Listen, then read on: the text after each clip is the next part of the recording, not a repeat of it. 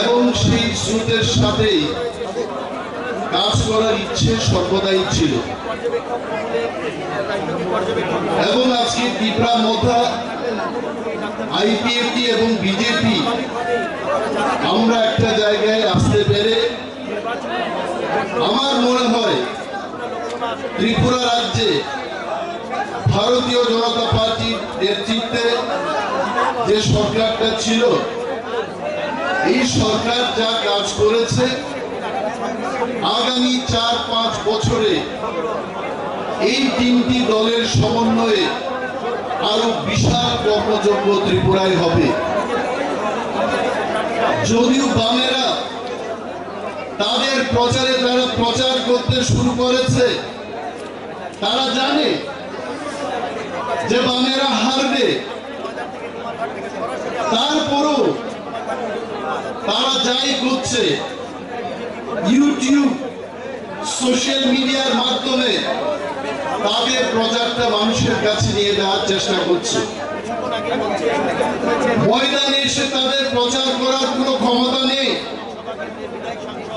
পূর্বতন মুখ্যমন্ত্রী মানিক সরকার মহোদয়, যার ধর্ম হচ্ছে অ্যাথেইস্ট, নাস্তিক, ভারতীয় জনতা পার্টি, ত্রিপুরা মধ্যা এবং আইপিএফটি এই সম্মিলিত শক্তিকে ভয় পেয়ে ত্রিপুরার পূর্বতন মুখ্যমন্ত্রী উনি ধর্মে বিশ্বাস করতে শুরু করেছেন।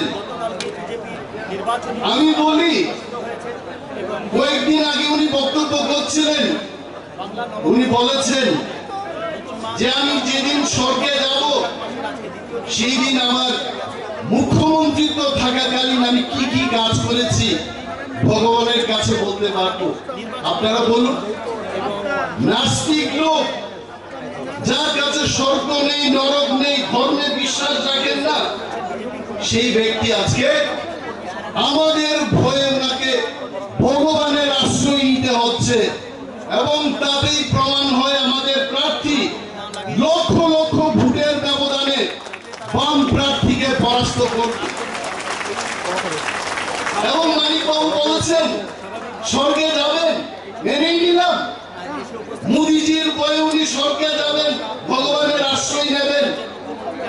আপনি যা যা করে গেছেন 20 বছরে এই ত্রিপুরা রাজ্যের পিছিয়ে পড়া মানুষদের এত বঞ্চনা, এত শোষণ আপনারা করেছেন, স্বয়ং ভগবানও স্বর্গের দরজা বন্ধ করে দিব, মানিকবাবুরে ঢুকতে দিত না। আর এই মানিকবাবু উনি বলেন যে ত্রিপুরা মথার গ্রেটার ত্রিপুরাল্যান্ড দাবি কোথায়, এই দাবি কোন দিন আসবে। মানিকবাবু একজন কমিউনিস্ট, ওনাকে শিক্ষা দেওয়ার ক্ষমতা আমার নেই। সারা পৃথিবীতে কমিউনিজমের জন্ম হয়েছে কখন? 176 বছর আগে কার্ল মার্কস এবং ফ্রেডরিক এঙ্গেল 1848-এ এই কমিউনিজমের প্রচার শুরু করেন। এবং আমাদের ভারতবর্ষে 99 বছর হয়ে গেছে কমিউনিস্টদের আন্দোলন। এবং আমাদের এই ত্রিপুরায় 79 বছর ধরে বামেরা বলছে আমরা সাম্যবাদ আনবো। আমি কমিউনিস্টদের জিজ্ঞেস করতে চাই, গ্রেটার ত্রিপুরাল্যান্ডের কথা বাদ দিয়ে দিন, আপনাদের সাম্যবাদ কবে আসছে সেটার জবাব দিন। আপনারা বলতে পারবেন? সাম্যবাদের নাম দিয়ে ত্রিপ্রাসাদের ধোঁকাবাজি দিয়ে 35 বছর ক্ষমতায় ছিল। আর আমরা কি পাইছি? বামেদের থেকে কি পাইছি? বামেদের থেকে একটাই পাইছি, ত্রিপুরা আলাদা হয়ে যাও, বাঙালের আলাদা হয়ে যাও। পাহাড়ি বাঙালি ভাই ভাই না, সুযোগ পাইলে যে যেখানে পাই তোমরা সব কাইটা দাও, মাইরা দাও। এটাই তো আমরা দেখলাম। যদিও ইলেকশন কমিশন বলবে কাইটা দাও, মাইরা দাও, কেন বলছেন উনি? I have all respect for Election Commission of India and its guideline. কিন্তু এটা ইতিহাস। বামেরা যতবার ক্ষমতায় এসছে তারা 1980 সালের দাঙ্গা আমাদের উপহার দিয়েছে। আবার 97 সালের কথা আমরা ভুলবো না। ত্রিপুরায় উগ্রপন্থা সমস্যার এই কথা আমরা ভুলবো না। এই মঞ্চে দাঁড়িয়ে তীব্রামথা বিজেপি আইপিএফটি আমরা বলতে পারি, সারা রাজ্যের মানুষকে আমরা বলতে পারি, আমরা যদি ক্ষমতায় বসে থাকি ত্রিপুরায় দাঙ্গা হতে দেব না, বামেদের মতো আমরা দাঙ্গা হতে দেব না। তারা ত্রিপুরাদের কি বলে, আপনারা ত্রিপুরাদের তারা বলে এই বাঙালিরা বাংলাদেশ থেকে আসছে, আর উপজাতিরা ত্রিপুরা ছাড়া আপনাদের অস্তিত্ব সংকটে। তো নিশ্চয়ই ত্রিপুরারা ভয় পাবে। আর বাঙালিদের এসে বলছে বাঙালিদের আমরা চাকরি দিতে পারছি না, ওই সব চাকরি ত্রিপুরারা খায়া ফেলাইতেছে। এডিসি পাইছে, রিজার্ভেশন পাইছে, সব চাকরি ওরা খেয়ে নিয়েছে, আমরা পারবো না। দণ্ড এসসি এসটি বলছে জেনারেলদের সমস্ত সুযোগ সুবিধা এসসি এসটিরা খায়া ফেলাইতে, জেনারেল আর পাইতো না। বেকারদের বলে আমরা বেকারদের চাকরি দিতে চাই, কিন্তু আমরা পারি না, কারণ ওই যে কর্মচারীদের বয়সের সীমা 58 থেকে 60 বছর করলাম, মানে প্রত্যেকটা অংশের মানুষে মিথ্যা বলে এরা 35 বছর ত্রিপুরাজ্যের শাসন করছে। আমি কনফিডেন্ট এইটুকু বলতে পারি, পাহাড়ের মানুষ জেগে গেছে, বুঝে গেছে, এই বামেদের আর আসতে দেওয়া হবে না ত্রিপুরায়। আপনারা জেনে নিন এই কথা। এবং 2018 সালে যারা ভোট দিয়ে ভারতীয় জনতা পার্টি এবং আইপিএফটিদের ক্ষমতায় এনেছেন, ওই জনগণ দেবতাদের আমি প্রণাম জানাচ্ছি মঞ্চ থেকে। নতুবা আজকেও বামেদের মুখ্যমন্ত্রী মানিক সরকার মহোদয়ের কেন্দ্রীয় বঞ্চনার কথা শুনতাম। ওনার এটা ওই আগে তুফা সিনেমার গান আমরা টেপ রেকর্ডে শুনতাম। এইরকম একটা রেকর্ড কইরা আস্থা বলে ত্রিপুরার সমস্ত মানুষ নিয়ে গিয়ে উনি বক্তৃতা করতেন, কেন্দ্রীয় সরকার আমাদের টাকা দিচ্ছে না, আমরা কিছুই করতে পারছি না। আর ওইদিকে দিল্লিতে মনমোহন সিং, সীতারাম ইয়েচুরি এরা বয়া বয়া চা খায়, আর এখানে ওই সিপিএমরা কংগ্রেস সরকারের বিরুদ্ধে এখানে বক্তৃতা করে। আর 2018 সালে ত্রিপুরার গণতন্ত্র প্রিয় শ্রমিক, বুদ্ধিজীবী, ওয়াংসা, তিপ্রাসা, মুগলি সমস্ত অংশের মানুষ ভোট দিয়ে মানিক বাবুর ওই টেপটাকে এমন ভাবে আশার দিতে, এই টেপ রেকর্ড আর বাঁচত না, কেন্দ্রীয় বঞ্চনার গল্প আর হবে না। নতুবা আজকেও কইতো মোদিজির সরকার টাকা দিচ্ছে না, আমরা করতে পারতাছি না। কি না দিছে এদের, দিতে দিতে দিতে মনমোহন সিংকে হাত পায়ে গেছিলেন গোটা টাকা দিতে দিতে।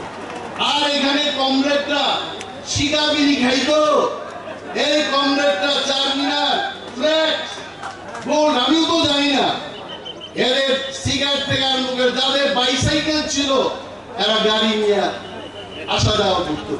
আমরা কি ভুইলা দামু? এইটা আমরা কখনোই ভুলবো না। এই কারণে এইবার এর একটা জিনিস সরাইতে সাংঘাতিক, এর হচ্ছে ক্রিমিনাল বুদ্ধি কি কইরা মানুষের মগজে দেওয়া যায়, এটা হচ্ছে তাদের বুদ্ধি। বলছে তীব্রামথা এত স্ট্রং একটা আঞ্চলিক দল, এই দলটা কেন আপনারা বিজেপিকে ভোট দেবেন? আমি মানিক বাবুকে জিজ্ঞেস করছি, মানিক বাবু আপনার সিপিএম দল কংগ্রেসের সাথে আঘাত করেছে, ত্রিপুরার পিছিয়ে পড়া ত্রিপ্রাসা সহ অন্যান্য অংশের যারা পিছিয়ে পড়া মানুষের সাথে আপনাদের কি চুক্তি আছে? কোনো চুক্তি নাই। কিন্তু তীব্রামথা, বিজেপি, আইপিএফটি তিন দলীয় আমরা কেন্দ্রীয় সরকারের সাথে দ্বিপাক্ষিক চুক্তি করেছি। এই রাজ্যে এক ভারত শ্রেষ্ঠ ভারতের লক্ষ্যে আমরা সমস্ত অংশের মানুষের উন্নয়ন করব, এই চুক্তিতে আজকে আমরা একসাথে কাজ করব। আর ওনারা বলছেন যে আনারস, এই আনারস বুইলে গিয়া আপনারা আজকে পদ্ম ফুলে ভোট দেবেন। ত্রিপ্রাসাদের যদি কেউ উন্নয়ন করে, পদ্ম ফুলে আমরা কেন ভোট দেব না? আর আমাদের প্রার্থীর বিরুদ্ধে তারা বলছে উনি তো বহিরাগত, বাইরের থেকে আইছেন। আপনারা বলেন তো, এখানে যারা মহিলারা আছেন, কেউ যদি উনার মতো ছত্তিশগড়ে বিয়ে করে যান, ওইখানেই কিন্তু সংসারটা করবেন। আর স্বভাবত আমরা দেখেছি, এইখানের মানুষ যখন সেখানে যায় আর দেশে ফিরে না। পাঞ্জাবে বিয়ে করলে পাঞ্জাব থেকে আর ফিরে না। কিন্তু এই মহিলার এত শক্তি, উনার সামনেই বলছি যে উনার মহারাজা হাজবেন্ডকে বুঝিয়ে উনি আবার উনার পৈতৃক ভূমিতে ত্রিপুরায় আমি সর্বংশের মানুষের কাজ করব, এমপি ইলেকশনে আমি লড়তে যাচ্ছি। এত বড় একটা শক্তিশালী মহিলাকে আমরা কেন ভোট দেব না? আমরা অবশ্যই উনাকে ভোট দিয়ে জয়লাভ করাবো। তাদের মিথ্যা প্রচারের অভাব আর নেই। একের পর এক অভিযোগ তারা বলে, এরা নাকি এইবার, আমি অনেক জায়গায় বলি, 350 সিট নিয়ে এরা ক্ষমতায় বইব।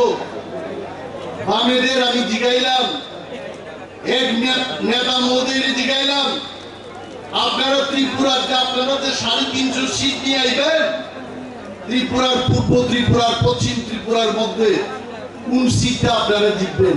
বলছে এখানে আমরা জিতবো না। তো কেমনে আইব? কেমনে আইব? কিন্তু আমরা এইটুকু বলতে পারি, মোদিজির যে স্লোগান আপকি বার 400 বার, আর ওই 400 সিটের মধ্যে যে 2টা সিট হবে, এটা ত্রিপুরার 2টা সিট, এইটাই দিয়ে গণনা শুরু হবে। ভয় কিসে? কোনো ভয় নেই।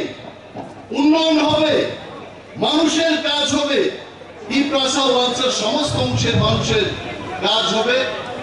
এই কাজ করার লক্ষ্যে আমাদের প্রার্থী ভয়ানী প্রীতি দেবী যে আমার সাথে কথা বলছিলেন ওনার হোটেল রুমে, উনি প্রতিশ্রুতিবদ্ধ, তাদের সংকল্প নিয়ে ত্রিপুরায় এসছেন, উনি কাজ করবেন।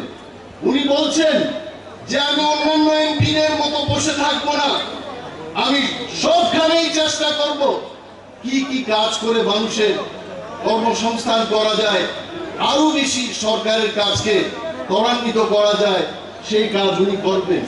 উনি এমনিতেই আসেননি এখানে। অনেক ভালো লেগেছে। এক ভারত শ্রেষ্ঠ ভারত এটা হবে। এবং আর বিশেষ বক্তব্য রাখছি না, আমি শিওর ওইখান থেকে ওনারা বেরিয়ে গেছেন। আরো মাননীয় মন্ত্রী মহোদয়গণ, বিধায়কগণ বক্তব্য করবেন। এই যে একটা সুযোগ, এই সুযোগে আমরা মোদিজিকে এইবার ককবরকে একটা স্লোগান বলবো, যারা ককবরক ভাষাভাষী আমাদের লোক, কিন্তু সিম্বল মাত্র নাই বুটি দিনা থাকে আরো সবর কংখেলে তেলি আইতে বুট নাই বড় পদ্মকুমার হয় ত্রিপ্রামথাই টিপি বিজেপি নি সিম্বল থাকলে পদ্মকুমার অ্যাবসলিউট মাস্ট। এটাকে আমাদের ঘরে ঘরে নিয়ে যেতে হবে, প্রচার করতে হবে এবং আমাদের মহারানী প্রীতি দেবীজিকে এবং পশ্চিম ত্রিপুরা আসনে বিপ্লব কুমার দেব মহোদয়কে যেন আমরা লক্ষ লক্ষ ভোটের ব্যবধানে জয়লাভ করিয়ে মোদিজিকে আপকি বার 400 বার, এই 400-র মধ্যে আমরা যেন উপহার দিতে পারি, এই সংকল্প, এই বিশ্বাস নিয়ে আপনারা বাড়িতে যাবেন এবং প্রচার করবেন। এই কয়েকটি কথা বলেই আমি আমার বক্তব্য শেষ করছি। জয় হিন্দ। ত্রিপুরামথাই পিএফটি বিজেপি জোট লংলি। ধন্যবাদ মাননীয় মন্ত্রী।